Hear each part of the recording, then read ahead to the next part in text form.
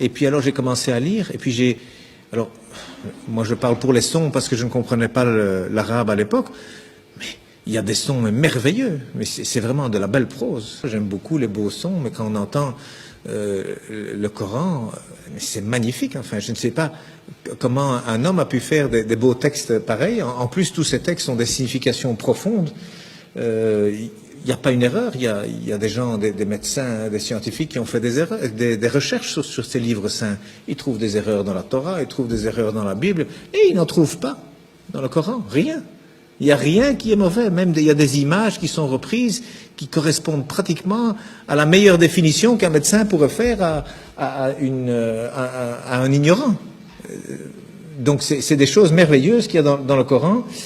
Et en plus, moi j'ai découvert récemment la formule de la beauté, comme on dit, c'est-à-dire qu'aujourd'hui la beauté c'est quelque chose qu'on calcule mathématiquement. Cet angle, il doit être exactement l'angle qui correspond à un rectangle où il y a cette proportion, la beauté mesurée comme on appelle, que d'ailleurs Fibonacci a découvert lorsque les chiffres romains ont été éliminés et remplacés par les chiffres arabes. Alors ils viennent d'Inde en réalité. Avec le sifr, le zéro, en arabe ça s'appelle le sifr, donc c'est devenu les chiffres plutôt que les nombres. Et puis Fibonacci il a découvert avec ces chiffres, c'est formidable, on peut faire des calculs infiniment grands et puis avec la virgule infiniment petit. Et il a découvert comme ça que la pyramide de Khéops, le Parthénon, enfin tous ces beaux bâtiments, même en Italie, il a découvert qu'il y a toujours la bonne proportion. Même les peintures, il a découvert que toujours c'est au même endroit que doivent se trouver le centre du tableau. C'est pas au centre, non, c'est quelque part 1 sur 1,618. Donc il y a des proportions. Eh bien aujourd'hui on retrouve, la Mecque se retrouve sur la terre aujourd'hui. Lorsque vous avez 1 et 1,618, eh bien cette ligne, elle passe à travers la Mecque, à travers la Kaaba au mètre près. Et la distance entre la Kaaba et le pôle Nord fait 1, et entre la Kaaba et le pôle Sud fait 1,618. Ça veut dire qu'Abraham, il a abandonné sa femme, enfin sa servante Hajar, avec son fils Ismaël. Elle a dit, pourquoi ici? Dieu m'a dit ici. Donc il semble qu'aujourd'hui, c'est par rapport en tout cas, et c'est même lié au village de Greenwich, qui a servi à dessiner la carte de cette terre, parce que le milieu c'est Greenwich. Eh bien, c'est considéré là comme le centre de beauté que tous les peintres utilisent aussi. D'ailleurs, depuis Leonardo da Vinci, il a dessiné des tas de choses. Vous savez, le corps, 1,618, le nombril, il est à 1 mètre du sol, la taille idéale, c'est 1,618 m. Donc, il y a plein de choses. Les dents même, la dent du milieu, elle fait 1,618, à côté, elle fait 1.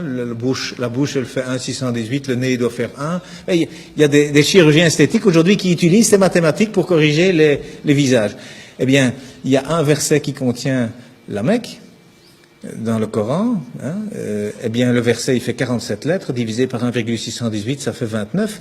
Pile poil le début du mot Mecca. Enfin, c'est un bas de Becca, mais c'est pile poil à cet endroit-là. Donc, je veux dire, quand on découvre des choses comme ça, et il y en a encore dans le Coran, il y a des vérités comme ça mathématiques, on se dit, c'est quoi ça? C'est pas un homme, il n'avait pas d'ordinateur, le prophète, il n'en avait pas, c'est sûr, c'est certain, ça c'est vraiment une vérité, on n'a jamais rien retrouvé d'informatique à l'époque, c'est sûr. Et ça a déjà été testé, à mon avis, 1 million de fois. Ça fait partie de la science exacte. Mais cet homme, d'où est-ce qu'il a cherché ce texte? Il y a plein de choses comme ça. Alors le premier message, d'ailleurs, il faisait 19 mots. Le premier message faisait 19 mots, Bismillahirrahmanirrahim, fait 19 lettres. Il y a 6 fois 19 sourates, il y a 142 fois 19 le mot Dieu dans le Coran, il y a 3 fois 19 fois le miséricordieux dans le Coran. Ce chiffre 19 dans le Coran, c'est aussi quelque chose d'incroyable. Mais donc le premier message, c'était, voilà, informez-vous. Au lieu d'interpréter, d'abord le savoir, d'abord savoir de quoi on parle.